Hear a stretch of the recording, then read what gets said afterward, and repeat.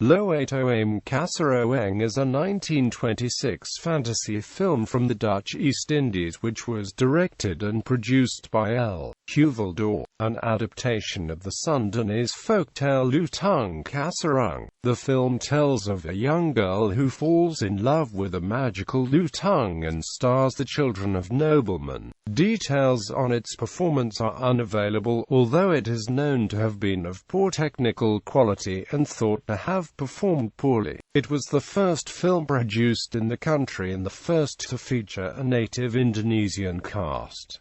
It is likely a lost film. Plot: Purbasari and Purbararang are sisters and in competition. Purbararang, the elder sister, teases Purbasari about the latter's lover, a Lutung named Guru Minang. Purbararang's boyfriend, Indrajaya, is a handsome human. However, the girls discover that Guru Minang is actually a god who is more handsome than Indrajaya. Production: the first showing of films in the Dutch East Indies was in 1900, and over the next 20 years foreign productions, generally from the United States, were imported and shown throughout the country. Domestic production of documentaries had begun in 1911 but were unable to compete with imported works. By 1923 a local feature film production spearheaded by the Middle East Film Co. was announced, but the work was not completed.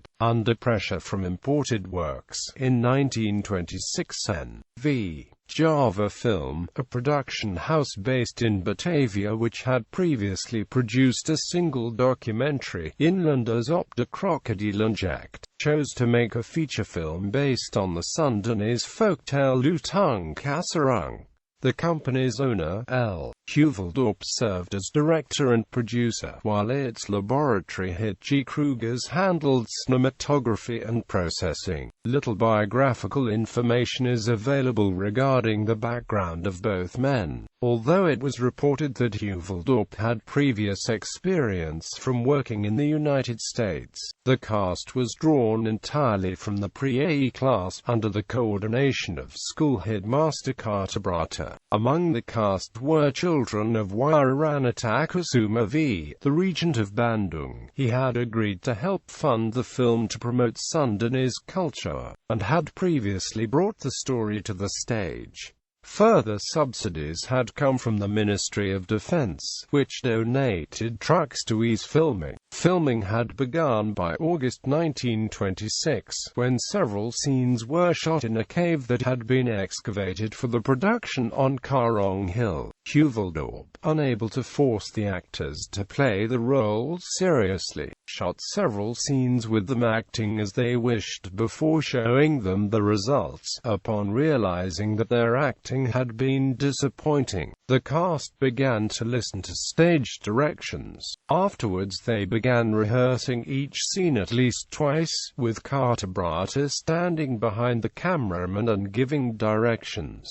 Release and reception: the film was screened on the 31st of December 1926 at the Oriental and Elita theaters in Bandung, making it the first domestically produced feature film and the first with a native cast. The advertisements were in both Dutch and Malay language publications. The film was screened for only a week, with live Sundanese gamelan performances providing music, after which Loetoeng Kasaroeng was replaced with Hollywood films. Although its box office performance is not recorded, it is thought to have been poor. A review by Andoenja in Panorama magazine considered the film of poor technical quality compared to imported films, suggesting that the production was underfunded. The review states that some actors were not paid for the work. The Indonesian film historian Misbah Sabaran wrote that Loetoeng Kasaroeng would have been poorly received outside of East Java, owing to Sundanese culture and dance not being considered interesting to other ethnic groups, particularly the Javanese. William van der Heide, a lecturer on film studies at the University of Newcastle in Australia, notes that the tendency of European filmmakers to depict native primitives, as primitives may also have influenced the por-ticket sales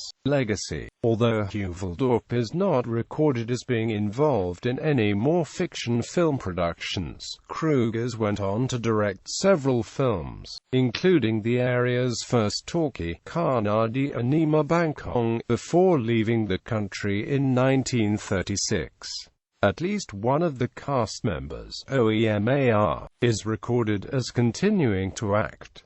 Loetoeng Kasaroeng was adapted to film twice further, in 1952 and 1983. After Loetoeng Kasaroeng was released, numerous domestic films were made. The second domestic production, Ulasagi, was directed by Krugers and received a wider release. With the release of Lily Van Java in 1928, ethnic Chinese became involved in the industry. By 1940, native directors had become common. However, the first truly Indonesian film is considered to be USMAR Ismail's Darah Dandi Oa in 1950, released after the Dutch recognized Indonesia's independence in 1949.